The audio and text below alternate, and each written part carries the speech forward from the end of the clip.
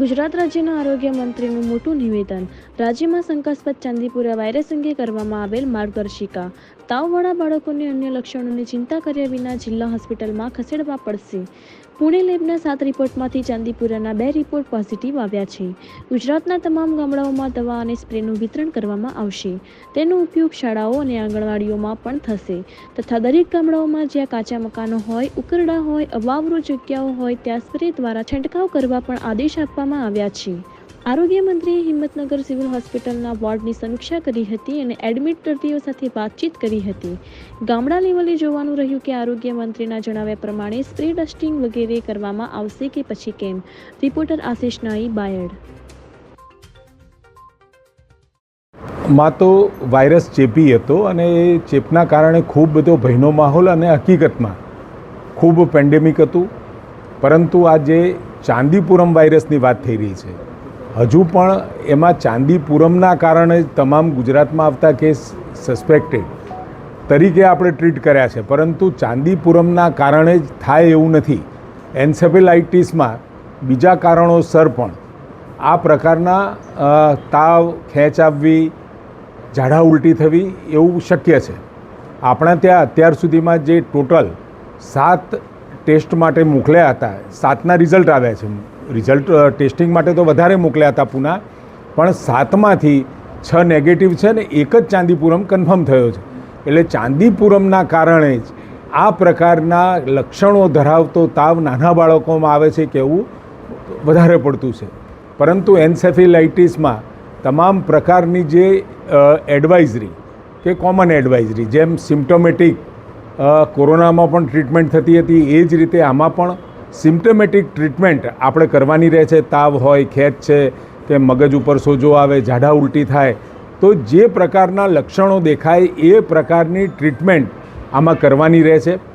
પીડિયાટ્રિશિયનો અને નિષ્ણાતો સાથે વાત કર્યા પછી એક કોમન પ્રોસિજર ફોલો કરવાનું લગભગ દરેક જગ્યાએ એક સરખી, આ મેં કહ્યું તેમ સિમ્પ્ટોમેટિક ટ્રીટમેન્ટની દરેક જગ્યાએ શરૂઆત પણ થયેલી છે ને એ પ્રમાણે જ અત્યારે સારવાર થઈ રહી છે.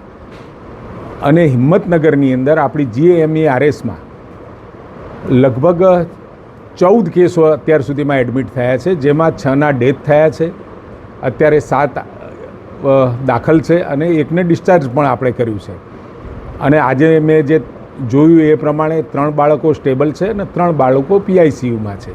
એટલે એકંદરે હવે ગુજરાતની અંદર આની અવેરનેસ સાથે સમગ્ર રાજ્યની અંદર તમામ ગામોમાં ડસ્ટિંગની, સ્પ્રેઇંગની અને કાચા ઘરો છે ત્યાં ખાસ આ ડસ્ટિંગ અને સ્પ્રેઇંગની કામગીરી કરવાના આદેશો આપવામાં આવ્યા છે. સાથે ઉકરડા હોય, આંગણવાડી, સ્કૂલ્સ અને આખા રાજ્યની અંદર એક પણ ગામ આપણે એવું બાકી નથી રાખવાના જેના કારણે કોઈ પણ પ્રકારનો વેક્ટર બોર્ન ડિસીઝીસ એટલે પાણીજન્ય રોગ એ ના થાય ને એને પ્રિવેન્ટ કરી શકાય. એના માટે ગુજરાતના તમામ ગામોમાં એક મુહિમ ઉપાડવામાં આવી છે.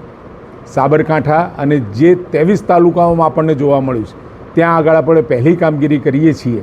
એની સાથે તમામ ગામોની અંદર અને હવે એના અવેરનેસ માટેના કેમ્પેઇન અને અવેરનેસ માટેની તમામ લોકો સુધી આની માહિતી પહોંચે એના તમામ પ્રયાસો રાજ્ય સરકાર દ્વારા કરવામાં આવે છે. આદરણીય ભૂપેન્દ્રભાઈ પટેલ મુખ્યમંત્રીશ્રીના અધ્યક્ષ સ્થાને સમગ્ર રાજ્યમાં આપણે તમામ કલેક્ટરશ્રી, DDOશ્રી, CDHOશ્રી, કોર્પોરેશનના અધિકારીઓ અને મેડિકલ કોલેજના ડીન્સ અને ફેકલ્ટી વગેરે સાથે ખૂબ બૃહદ ચર્ચા થઈ.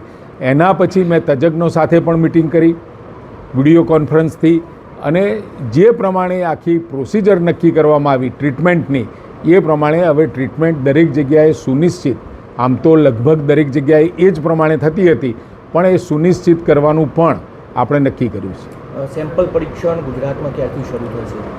સેમ્પલ પરીક્ષણ અત્યાર સુધી આપણે પૂના મોકલતા હતા, પરંતુ આપણી GBRCમાં તમામ પ્રકારના એન્સેફેલાઇટિસ માટે પરીક્ષણો કરવાની આપણે વ્યવસ્થા અને તૈયારીઓ કરી દીધી છે. હવે અહીંયા ગુજરાતમાં જ થશે.